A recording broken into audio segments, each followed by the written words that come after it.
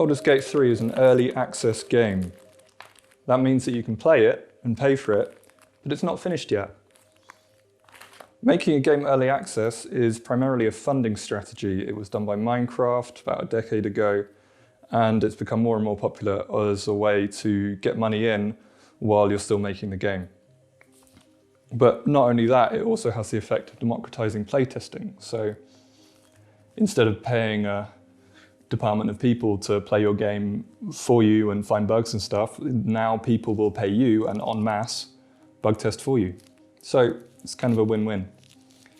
However, in general, it's not really for feedback. And this is a big mistake that people often make when they're playing an early access game, that they start to feel like they have a much bigger part in development than they actually do.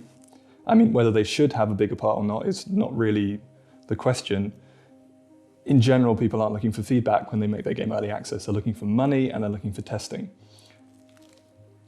Games in this sense don't really have the same culture as at least low-level filmmaking, which will have lots of rough cuts and test screenings. In general, you want lots and lots and lots and lots of feedback, and then you kind of enter a cave and try and deal with it.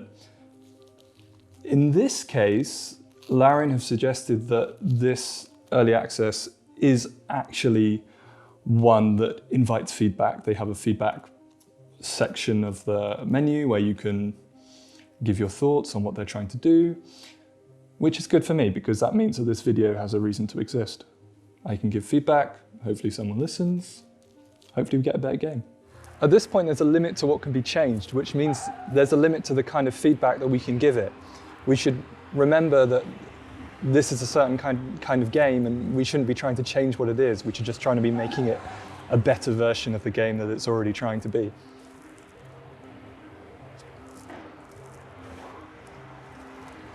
At the same time, why not be utopian? You know, bad things can be taken out, good things can be added in, things can be changed, systems can be redesigned.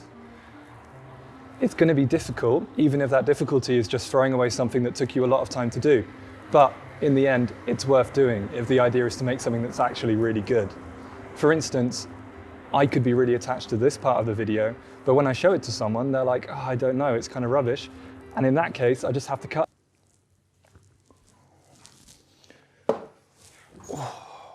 So, there are 3 different histories to keep in mind when we talk about Baldurs Gate 3. There's the history of the game itself, the Baldurs Gate 1 and 2. There's the history of the genre that it's in, the computer role-playing games. And then there's a history of the studio that's developing the new game, which is Larian.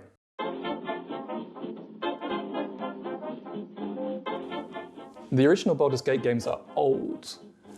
BioWare, who would later achieve huge success in the PS3, Xbox 360 gaming boom with Dragon Age and Mass Effect, originally established their reputation in 1998 with a Dungeons & Dragons game called Baldurs Gate. It's an isometric role-playing game where your character leads a group of fragile adventurers through a Tolkien-esque setting with wizards, quests, and the usual. The game took 3 years to make, 100 hours to play, and surprised everyone by selling millions of copies. This success made way for other D&D games on the same engine, like Planescape Torment and Neverwinter Nights, as well as a sequel, Baldurs Gate 2 Shadows of Amn, where you continue your character's journey from naive child to 2 games, 1 expansion, and up to 250 hours later, godhood. It's important to note that as someone who didn't play Baldurs Gate when it came out because I was too young and who didn't really have an interest in old computer games and in D&D when I was younger, I still heard about Baldurs Gate 2 quite early on, and that was in the context of people thinking it's the best game ever. Having played the game, I don't agree with that. But it's fair enough to say that for the new sequel, there are extremely high expectations. BioWare would eventually break away from the series and D&D in general with a range of games before returning to fantasy RPGs with Dragon Age Origins in 2009. It was the same but different, swapping out D&D for a setting inspired by Game of Thrones and their own kind of house rules. No orcs, but there were Darkspawn, which are basically the same. And there are a variety of small but telltale changes that mark where mainstream RPGs had been heading in the decade or so since the original Baldur's Gate. In short, the game is cinematic, at least a little bit, and that means quite a few specific things.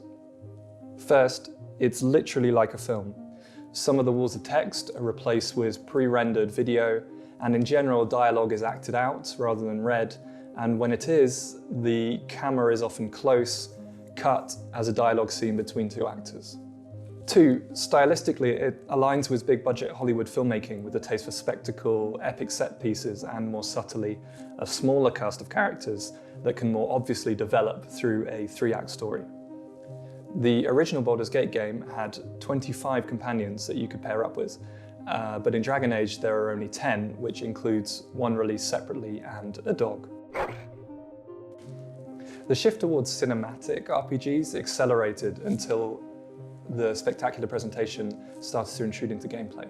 So games were looking better and better, and they would be more epic and they would seem higher budget, but they were becoming more boring to play. Often you'd just find yourself watching your character move around, and every couple of minutes or so you'd just be told to click a button, and then the next, I don't know, 10-minute film would play. I mean, it looked very good, but it was quite dull from a player perspective. So hence a kind of backlash.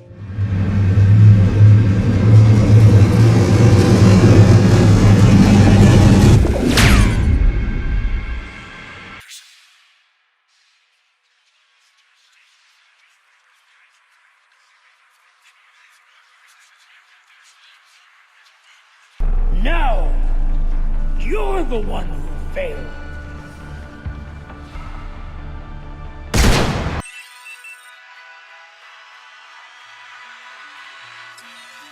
Just as cinematic RPGs were made possible by improvements in technology that allowed developers to emulate the look of Hollywood films, the RPG renaissance that reacted to it was made possible by improvements in the technology of raising money. So it's primarily a Kickstarter-based genre, with old studios like Obsidian and Larian, who had made RPGs a decade before but had gone into kind of more spectacular 3D stuff, coming to crowdfunding platforms in order to raise lots and lots and lots of money to make a kind of perfect old school game. Neither Obsidian's Pillars of Eternity or Larian's Divinity Original Sin were actually particularly great. I mean, Pillars had good characters and a good world once it finally told you about it, and Original Sin had good combat, but neither matched the promise that people projected onto them, and to an extent that they kind of invited, which is that they'd become a return from the spectacular but shallow present to a perfect memory of Baldur's Gate 2. Instead, they became a trend, joined by a surprisingly large number of similar RPG throwbacks like Shadowrun, Pathfinder Kingmaker, and even remasters of the original Baldur's Gate games, in a pile marked, I'm sure they're good, but I really don't have the time. Dwindling sales forced Obsidian to move back, again, to the old new style of action RPG shooters they were making before Pillars, and the genre as a whole dried up, with only one game really breaking through, which was Larian's Divinity Original Sin 2.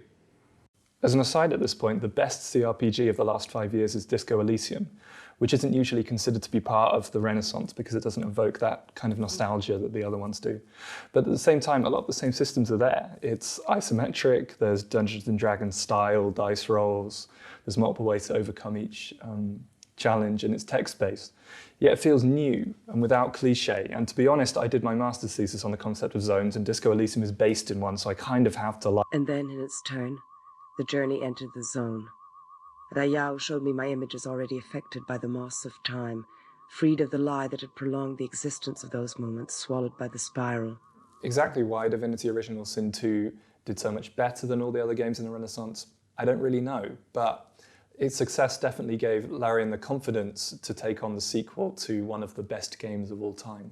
So what we seem to be dealing with here is a kind of Dragon Age Origins style game, somewhere between the old school Baldur's Gate 2 isometric RPGs and the newer RPG-like Hollywood cinematic games that tries to get the best of both worlds. So on the one hand, it can be complicated with lots of lore and reading and all of that good stuff. And on the other hand, it can also have a lot of spectacular, epic eye candy to kind of evoke that Lord of the Rings feeling. If Baldur's Gate 3 is a sequel, it's not exactly clear what it's a sequel to. So on the one hand, it's obviously called Baldur's Gate, but its systems have very little to do with the actual original games. They're a mixture of Dungeons & Dragons and divinity. On the other hand, its presentation and the feeling that it evokes is very much Dragon Age. For now, I don't really think it's that useful to talk about it as a sequel to anything in particular. It just seems to be doing a kind of similar things that Dragon Age did when it first came out. So Dragon Age was a kind of attempt to get past or out of this formula that had been developed about what an RPG should be like, and part of that was bringing in cinematic stuff. And here, after the RPGs had kind of gone back to what they used to be like, we're doing the same thing again. So we're again trying to come out, break the formula, do something new. Just this time it's been done before. I'm not going to cover everything because there's a lot to cover. It's a big game and there's already a lot that's been said, but there are a few different areas that I like to concentrate on and basically throw stuff on top of the pile that already exists.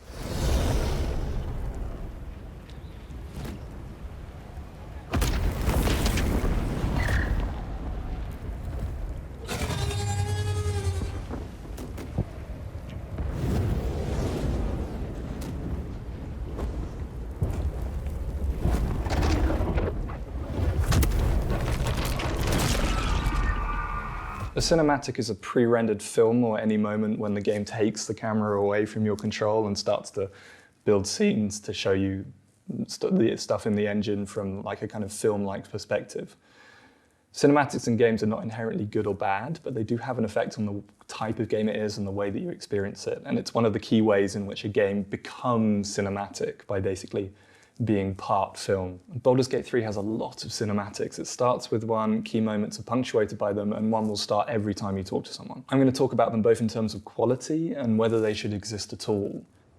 I was hoping for a kind soul. Well, not to worry. The quality of these cinematics is okay so far, although there's obviously a lot of work left to do in cleaning them up. Animations can be a bit awkward, but are improved as the game approaches release. Sometimes the game uses them very well to establish threat before combat, which works, for instance, in this scene where priests are rising from the dead off screen in a dungeon.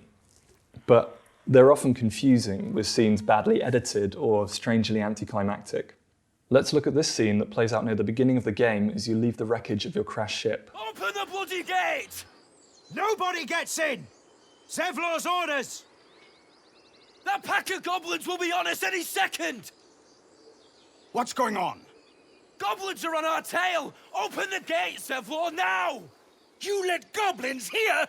Where is the druid?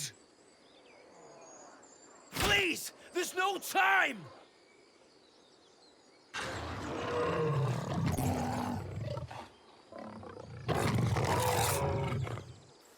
By the nine hells! Open the gate!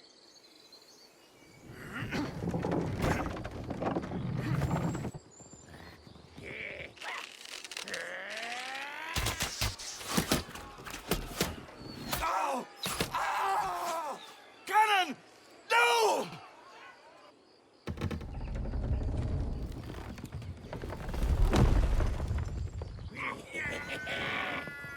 Shit! Form a line!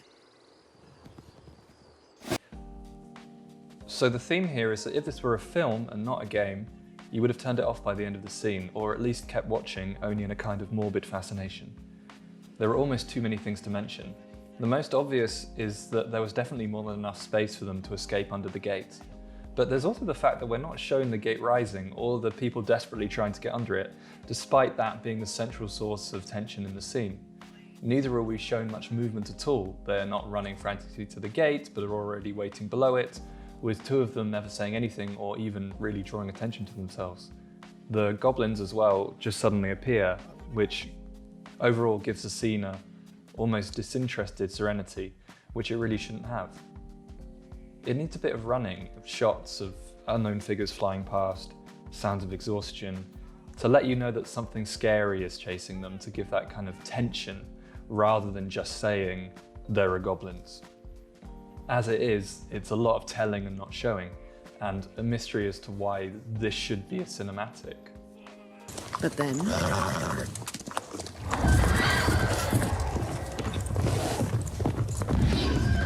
Rise now!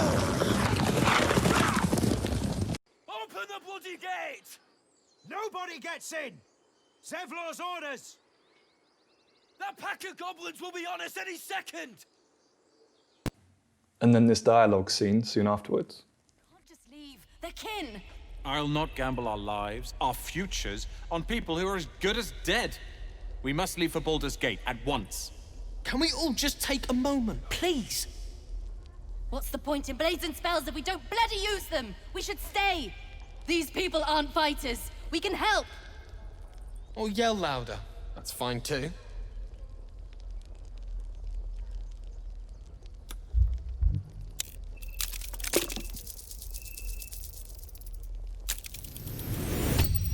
Thank you. It's the right thing to do, and you know it. She's right, Roland. We're better than this. Zergen. Fine, I'll stay too. Lest you both end up with your throats slit by goblin blade. Thank you, Roland. A few things that stand out. Why is this important enough to be a scene? What does hijacking the camera here actually achieve? Why are my characters standing awkwardly in the background? Why are there cuts all over the place? And why do we never see the person who isn't talking? Why is the camera always fixated in a kind of film student way on only the people who are talking and never on the reactions to what is being said? Is it really just a cinematic for the sake of being cinematic, badly edited? Individual scenes aside, there is something strange about cinematics in Baldur's Gate 3 that other games don't really have to grapple with, and that's that I'm watching the character that I created act in front of me. This is particularly noticeable and kind of quite funny in dialogue scenes, where the camera will often cut back from the person you're speaking to in order to show your character grimacing, raising an eyebrow, pouting, or generally looking ridiculous. These are fixed behaviors, so whatever kind of character you play, they're going to respond the same, which is inevitably wrong. Misperformance of your own character is alienating, and I can't help but feeling that Larian have created a lot of work for themselves, animating facial expressions in a lot of detail just for it to kind of be worse than not doing anything at all. There are potentially an infinite amount of different characters with different personalities, and the end result is that they're never going to be able to properly and in any satisfying way represent those personalities by facial expressions at all, especially in this kind of detail. At points I can't help but think of this scene when playing Baldur's Gate 3, how in a game with frequent intimate close-ups of the player character, players instinctively make a character they'd like to fuck, who they spend the whole time watching, salivating over, how imagination and fantasy in Baldur's Gate 3 is therefore inherently erotic, how the game has a surprisingly dominant romance system to kind of fulfill this fantasy with fully animated sex scenes, and wondering then how they designed the game to be so completely voyeuristic. So far, it's not so much a case of playing a character as watching them eagerly. One way to make sense of Larian's decision to constantly take away control of the camera and show you your own character is that the game isn't actually really designed for you to play your character at all. Like their last game, Baldur's Gate 3 allows you to begin as one of the companions that you eventually meet, so you can play as them. And in that kind of game, it makes a lot more sense to see your character. It would be much more like the Witcher series or even Mass Effect, which had a kind of canonical main character. Each of these main characters will also presumably have their own animations and their own reactions that will always make sense because those characters are particular types of people. You just decide which direction they go. Going in this direction makes a lot more sense from the view that you're not supposed to play the game without one of these pre-made characters. The cinematic angle supports watching someone directing someone and associating with them, but not really considering yourself as them. It starts to break down because you need that distance between you and the character. In a game in which you're supposed to be playing something that is very personal, or in a game which some people instinctively try and play as themselves, it becomes a lot more alienating. You ain't gonna shoot me. Your hands are shaking. Put it down. She can't fight back. That's the point. Get out of the way! She didn't kill your brother, Arca. You're better than this. Shoot before you lose your nerve, Tiefling. Now, no one expects this game to be written perfectly. Video games in general don't have very good writing. Baldur's Gate 1 had an antagonist that disguised himself by spelling his name backwards. That's the kind of level that we're working on. Larian also don't have a particularly good reputation when it comes to writing. So expectations for Baldur's Gate 3 should be pretty low when it comes to writing. Even considering that, there are a few things that are a little bit more difficult than others. There's a lot of work out there on the kind of specific elements, different quests, characters, the pacing and that kind of thing. I don't really want to get too much into it because that's a lot of work and I don't want to take 5 hours of your time. However, there are a few different things that I think are worth bringing up. I'm not here to make friends. I ain't here to make no friends. I'm not here to make friends. I'm not here to make friends. I wasn't here to make friends, sorry. Yeah, right. You're not here to make friends. Are you here to make friends? Because I'm not here to make friends. No, I'm not here to make friends. I'm not saying that. We're not here to be friends. There's nothing personal. This is business. Is it indeed? We'll see. Most of all, there's a kind of irony in referring to playable characters here as companions. If they don't hate each other, they have absolutely no interest in each other at all. So there's not really any companionship to speak of. The problem goes a bit deeper than that though. They're all from out of town. They're here for the show. They're all here to compete against each other. They're not part of this world. They don't know each other. They don't know anyone. They're trying a little bit too hard to show off to each other. There's instant melodrama. You start to feel flashbacks of your first day of secondary school, where you and the other 11-year-olds were desperate to seem cool and mature, but failing horribly. Characters in Baldur's Gate 3 are different variations of the same idea about what cool or interesting is, and it's not an idea that's particularly rich. Imagine you're playing as this man. This is Bob. Bob is a guard in Baldur's Gate. Bob always wanted to travel, but not like this. And now he's out of his element, freaking out and trying to get himself together. Eventually, Bob will prove brave and good-humoured and able to take on all challenges in his stride. For the meantime, he's next to you, as you both frantically hack away trying to escape from the strange monsters who just subjected you to the most obvious sci-fi rape analogy since Alien. Bob doesn't need a tortured backstory or to secretly be a princess in order to be interesting. He becomes interesting through the struggles he's facing and the way that he chooses to face them. Instead of characters like this, the focus is not so much on how they react to things, because they don't really react. There's not huge emotional outpours from these people. They approve and disapprove, but they don't necessarily show you that they're doing it. They're very subdued, they're super cool, they're a little bit too kind of, I don't know, Hollywood movie badass. For example, this woman is called Shadowheart. She's a priestess of a spooky goddess. She's cooler than you. On her is one of the objects that is driving the plot, although you don't know it yet, and she's annoyed at this door. She's not very fussed about having fallen from an alien spaceship where she was forcefully impregnated, and neither is she too fussed about you or your offer to work together. She's mostly just pissed off about this door. This is Lae'zel. You just helped each other survive the spaceship, but she doesn't remember that. And now she's annoyed at you. When Shadowheart and Lae'zel finally meet, they don't like each other very much, and the melodrama begins instantly. Honestly, I hate all of them. Every single one. Apart from Will, who's just a little bit boring. And maybe Lae'zel when she's not trying too hard, although that is most of the time. And it's not because they're evil, it's because they're detached and narcissistic. I don't enjoy the game through their eyes. They make it boring because they don't really care about anything apart from themselves. There are not many characters. And maybe that is the beginning of the problem. So far there are 5, and we expect 3 more eventually for a total of 8, all of which will be playable. This makes for 8 separate protagonists, including the whatever character you might end up making, for the one story, which is a hugely crowded field, and they each spend the time jostling for prominence or bickering and generally competing for your attention. On the whole, it's exhausting. What I'm getting at here is the RPG Renaissance happened for a reason. Throwing cinematics around doesn't automatically make something good to play, and especially if they're not very well designed in the first place. And if the game absolutely has to be part film, it's a little concerning that the film part is a bit shit. Often it's actually more interesting if a game leaves things undefined, lets you fill in the gaps.